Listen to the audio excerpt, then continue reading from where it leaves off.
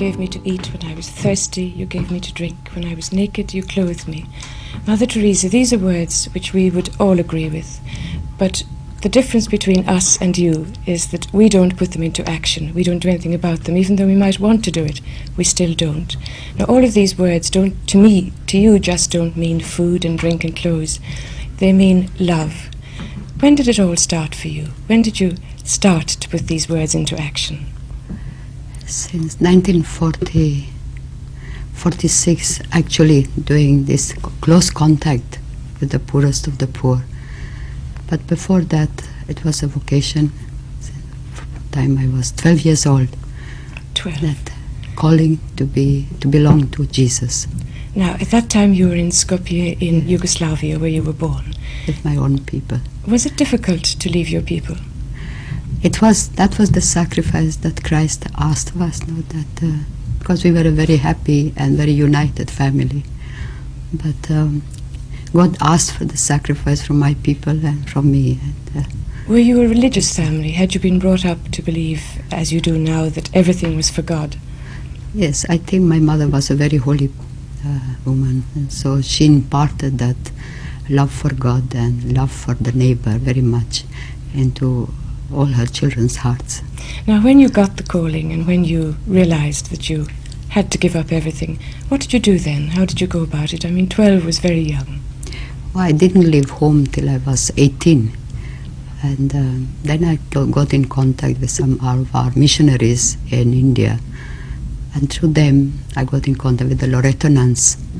And then 46 years ago, I came to Radfarnum. And from there, I went to India in 1929 and finished my novitiate and vows. And I was with the Loreto nuns for 20 years in India. Can I just go back a little bit to Rathfarnham? Because in Ireland, you know, we are a little bit interested in your time in Rathfarnham. How much do you remember of that time? Well, I remember yesterday when I went to Rathfarnham after 46 years. I saw the places where I had been as a young postulant, and I remember the community room and the chapel and the refectory. So that brought back all those happenings that were happening at that time. Now, when you were there, had you that longing? Did it start there for your vocation, as you call it, a vocation within a vocation? No, it was not at that time. It was 20 years after, when I was in India. When you'd gone back to India? Yes. And I left Rathfarnham only after six weeks, and I went to India I joined in October, and then in January I went to India to do the novitiate there. Now, you were a teacher, Mother. Were you a good teacher? I couldn't tell you. I think you'll have to ask those whom I taught. Did you enjoy teaching? But I loved teaching. I loved teaching. Now, back in India 20 years later, when you got the feeling that you had to do something else, you had to go out to the poor, how did you go about that? Because you had taken your final vows, and it must have been difficult for you to give up the final vows as such, was it? I didn't have to give up anything, because vocation is belonging to Christ. And the work is only a means to put our love for Christ into action. And so I had only to change, so to say, the way of work, the means I had to change to work for the poorest of the poor. So my vocation was a continuation of belonging to Christ and being only His. So you left the Loreto, but you kept with you all the vows, the spiritual feelings. Yes. And then when we had our own, I left Loreto in 48, and in 1950, the Holy Father approved of the new congregation of the Missionaries of Charity. And then in the new congregation, I took the vows of the new congregation of love, poverty, chastity, obedience, and charity. When you talk, Mother, of the new congregation, did you start this congregation the second you left? It went with you. You became a missionary of charity instead of being a Loreto. Yes, we started. The approval came from Rome in 1950 on the 7th of October. And since then, the little congregation, first it became a diocesan congregation. And after 15 years, it became a pontifical. Now we are a pontifical congregation with 850 sisters in it. As many as that? Yes. And do you find it easy to get sisters, because vocations have gone down for other orders? God has been very wonderful to us. We have 182 novices in our 3 novitiates, one in Rome and one in Calcutta and one in Melbourne. And I had news the other day from Calcutta to say that 109 aspirants have joined last June. Good gracious, because 2 would be a lot in Ireland, in the average congregation. It's a tremendous gift of God for us, because we are getting vocation from all over the world now. Now, Mother, you've decided to become a missionary of charity. You've gone into the streets of Calcutta. Can you tell me how you actually went about it? Because just to talk about somebody going into the streets and starting a new order and helping the dying, how did you actually, what was your first contact with a dying person? I picked up the first person from the street, and I found a woman lying in the street, eaten up by rats and so on. And I took her to the nearest hospital, and they didn't seem to want her there.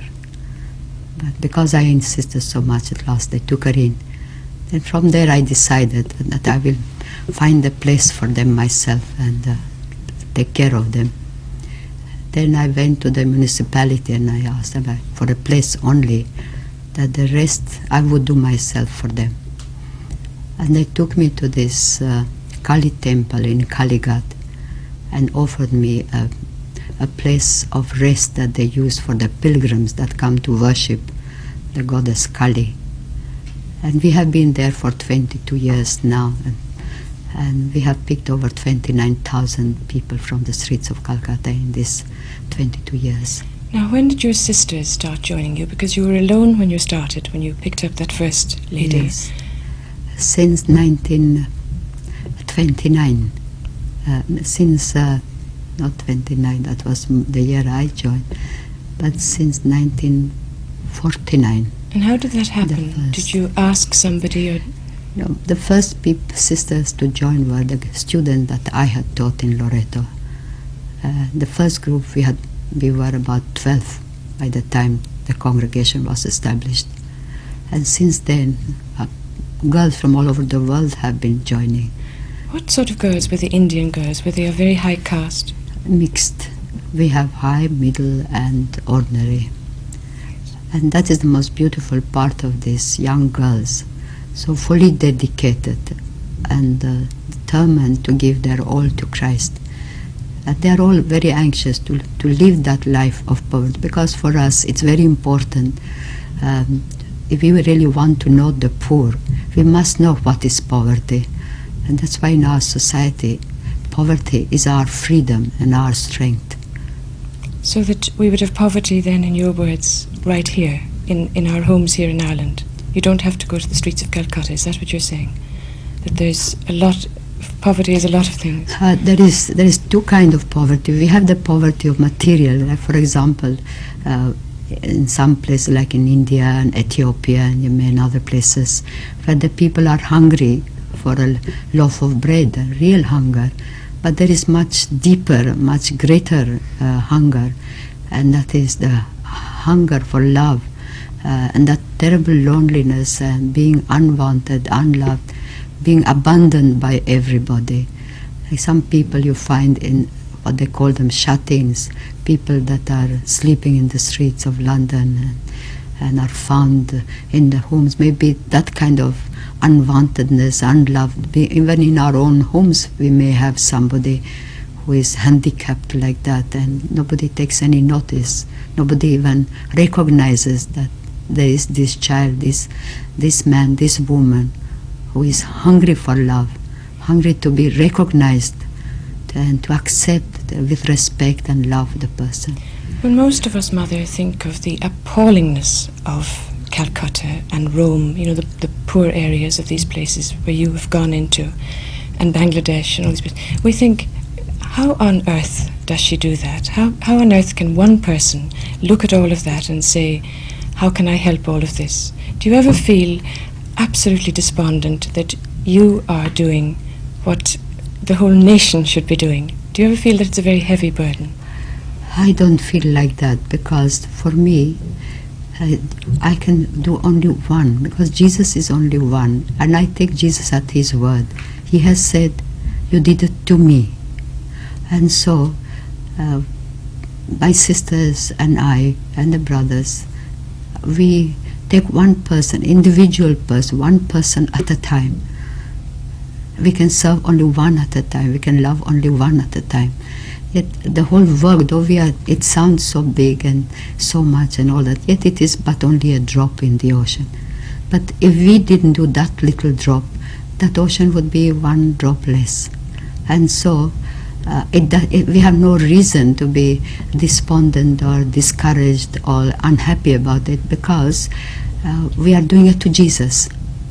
So he had said, I was hungry and you fed me. So in each one you see yes, Jesus. It is Jesus, because Jesus has said so. You did it to me. And that's why the poor more and more become the hope of salvation for mankind. Because we are going to be judged on what we have done to them, what we have been to them, how we have accepted them. This is what you said to the Senate Yes. committee in Washington, that the poor with the hope of Yes, mankind. yes. How did they take that?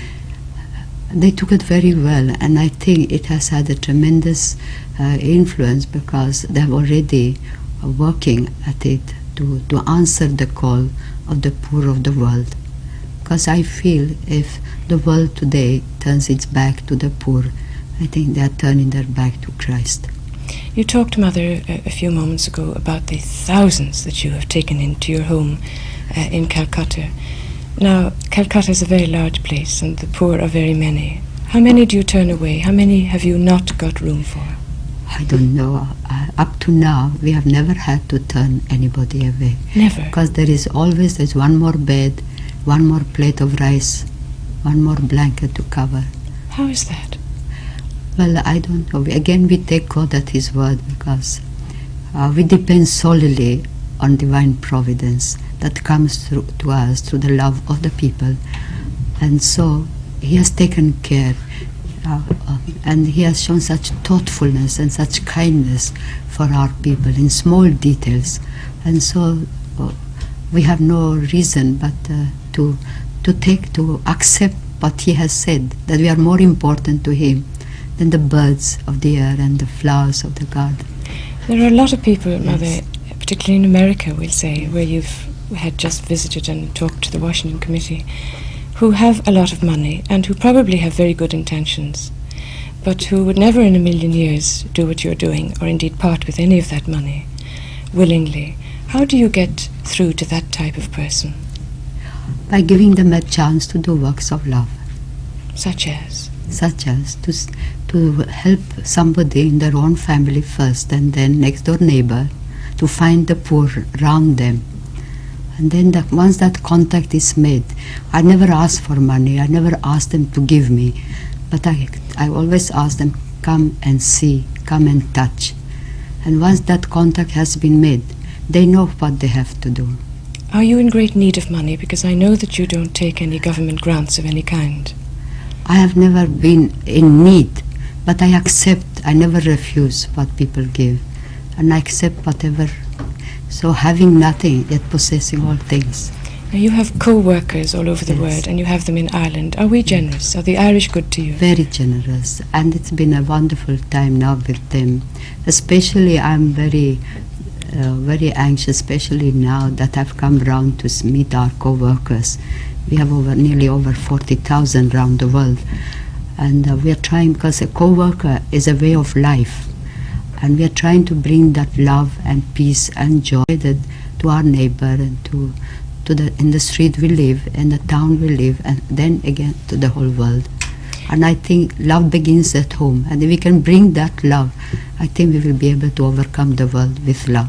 There are some girls, Mother, because you've just said the enormous number of postulants you get every year. There are some girls who want to give a little more than just a co-worker's love, which is quite a lot, but they want to give just that bit more, and they want to go over to you.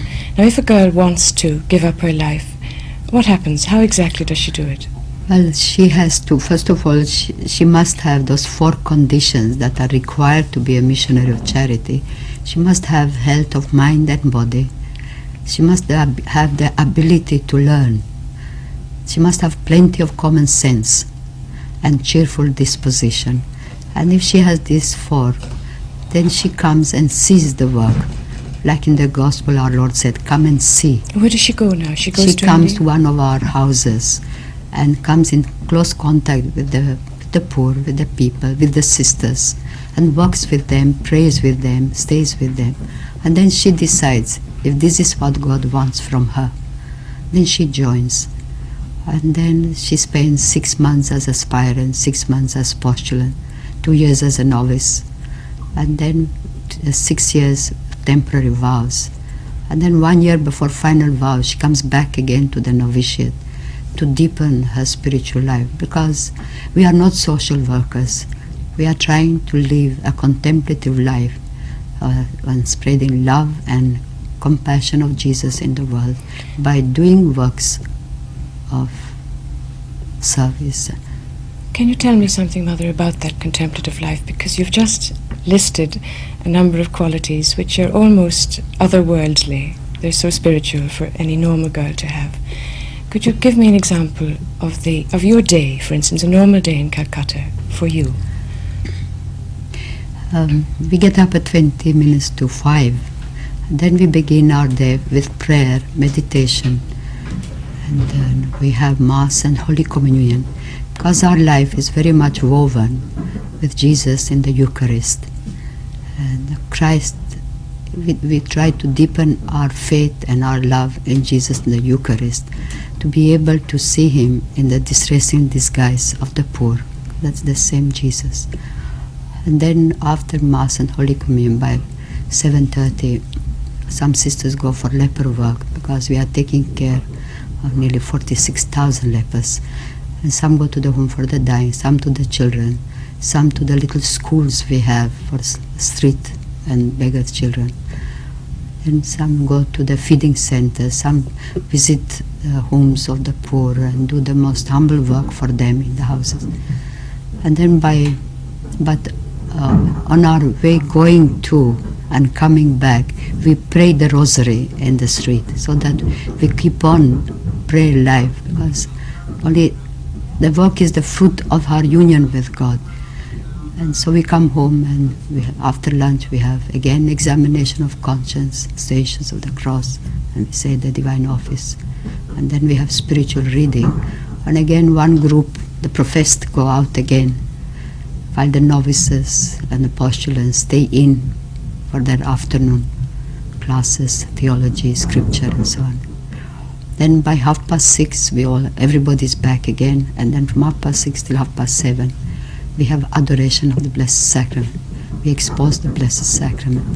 And this hour of prayer has been a wonderful means of deepening our love and our faith, at the same time bringing us very close to each other and to the poor that we are serving. And then we have our dinner, and we have recreation, and then by 9:30 they're all to bed. I should think so. Yeah. My goodness, Mother, that's Yes, an it's extraordinary day. How many real girls? labor. It is really. How many ordinary girls from ordinary homes can stand that? How many would leave you in a year? Only those that we sent. Any those that have not had, that don't have these qualities, or some if they get sick before they are professed, we send. Otherwise, we have very few living. They don't leave for No, the other reasons? not because it is hard. Not at all? No. You mentioned leper work. What do you do for lepers? Because it seems such an impossible task. We have many sisters have been trained to take care of the lepers, and with the money that the Holy Father has, when he gave me the car, we raffled the car, and with that money we have built a rehabilitation center for lepers, and it's called a Town of Peace. And there we train the lepers and try to bring them back to a normal citizen's life. And we have over 15,000 of them that we take care of in Calcutta alone, but altogether about 46,000. We treat them, and at the same time we try to teach them to do things so that when they can live a normal life. That is the greatest suffering for them, because they are shunned by everybody. They are wanted by nobody. And so we try to bring new life in them besides treating them. And we have had most wonderful results every year. Nearly 200 of them are completely cured if they come in time. And we have these mobile clinics all over the place in every city that we work. We have about 51 cities now in India where the sisters are working. And so we use these mobile clinics and go to them. And for a leper that you can't cure, there must be many, what do you do? Then we give them tender love and care. And But we keep up very close contact with them. We are trying to have these rehabilitation centers all over the place. We want to make them feel that they are really wanted, that we are not afraid of them. And so to try to segregate them without them realizing that they are being segregated. Now, to ask you this question Yes. seems almost ridiculous, but if I were to ask someone else, how on earth do you touch the lepers? Do you go near them? Are you ever personally frightened? Ever? I mean, we take all the precautions possible to protect ourselves, to protect the sisters. And then once they are properly trained how to take care of them, there is a very little possibility of getting infected. But we must be ready, if it is God's will that someday some sisters will get it. We must be ready to accept that as part of the gift of God. Now, throughout the years, Mother, you've been receiving all the awards that could possibly be given to a single person doing work for religious, in the name of religion. You've been awarded the Nero Award, the Templeton Award, Pope John's Peace Award. What do you feel about that? I only accept because they have to use one person, but I accept it in the name of because the work is not my work. It is the work of us all, and you and me, because it is His work. And so whatever people give, it is actually His, because I am nobody in the picture. I'm only a recipient, I'm an instrument. And so when these things come, actually, like Nehru Award, we are using all that money to give artificial legs and eyes and things like that, and pacemakers for the heart and heart operations for our poor people. They would not be able to afford. So we are using that money for that. And the Templeton Award has been used to build homes for the dying all over the world. The Templeton one was the British one. That's right. Which Prince Philip awarded. That's right. And that's brought so much happiness in so many places, in so many countries. And so this is carried through. Now, right through history, all the great saints, Teresa of Avila would come immediately to mind, had great doubts about their faith. They had great moments of absolute darkness when they wondered if there was a God at all. Have you ever had that darkness? We all have to go through it. Yes. But that is the chance, that is the time when we have to take greater grip and accept it as a sign of purification of greater love. That's the cross at that time. When you say we have to take great grip, what exactly do you do when you have a moment of darkness? Cling to Christ, because He is the only answer. And how do you cling to Christ if you have had a moment of darkness and you doubt His very existence? Blind faith. And you've always had that faith? Yes. What do you say to people who come to you who say that they have no faith? They admire what you're doing because naturally their hearts go out to the poor and the sick and the dying, but they just couldn't do what you're doing because there is no Christ for them. I don't believe that there is any human being who doesn't believe in God, unless they are mental. Even though they say they but don't. Deep down in their heart there must be that faith that there is God. Only it's maybe either it is covered or they are, as you say, in darkness and they can't see, and they have not got that complete attachment to God. They don't know Him sufficiently maybe, but that they have faith deep down in their hearts. What's your reaction, Mother, when you're passing by a suburb, a fairly wealthy suburb, and you see the wealthy houses? Let's take you back to Calcutta again, where you have the Victoria Memorial, which is a massive building, and just lying there. What do you think of? I resented because it is empty while our people are left in the street and in overcrowded little rooms. But I still hope that one day we'll fill it up with our people. You feel that? I think so. Well, I don't doubt you. I think you probably will take it over. But something very beautiful has happened now in Calcutta. The ICI, it's an English firm that has been working in India for many years, and they have as a gift to the people of Calcutta, they have given us a very big property, just as a real, for the love of God, so to say, completely as a gift. And we have made it into a wonderful home with the help of many people. And now we are bringing the sick and the dying to this new place where there's a nice garden and nice space for them and plenty of space. How we will be able to take many more people.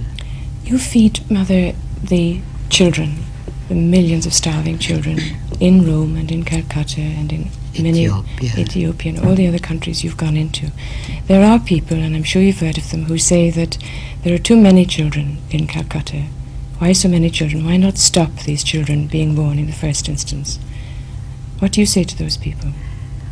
That is not their concern regarding the children of Calcutta, because child is the gift of God. And I feel that the poorest country is the country that has to kill the unborn child to be able to have extra things and extra pleasures and so on. And they are afraid to have to feed one more child. In Calcutta, we are trying to fight abortion by adoption. And also our sisters are doing natural family planning, which has helped many people to live their life very beautifully. As the poor people told me, our family has remained healthy, our family has remained united, and we can have a baby whenever we want. While in India, actually, they may leave the child in the dustbin, they may leave him at our door, but they would never kill the child. And so this is what it's very painful to accept what is happening in the Western countries, where the child is destroyed with the fear of having too many and to have to feed and to educate and so on. And I think for me, they are the poorest people in the world who can do an act like that. When you take a child from the dustbin, as you often have, where do you take it to? You take it into your home, and then the child is growing up. What do you do with that child? If the child is healthy, we try to get a family to adopt the child. And lately, we have had many Hindu families who are taking our children into their own homes and really adopting them legally. And then if the child is not adopted, then we get a sponsor parent to sponsor him for education. And so at present we have over 5,000 children who are being paid in different schools to be educated. And so their future is we hope that their future is much more brighter and much more beautiful. Again, I have to say to you, you say quite calmly to me, we get a sponsor. I bet if I took a child from a dustbin and tried to get, you said 5,000 children, if I took one in the morning and tried to get a sponsor, I would have the most dreadful difficulty. How do you so easily, for 5,000 children, get sponsors? How do you go about it? I don't know, but that is the most beautiful part. We have these co-workers also that make the contact with the families, and the families all over the world. Like for example, here in Ireland, there are 136 children that have been sponsored for education.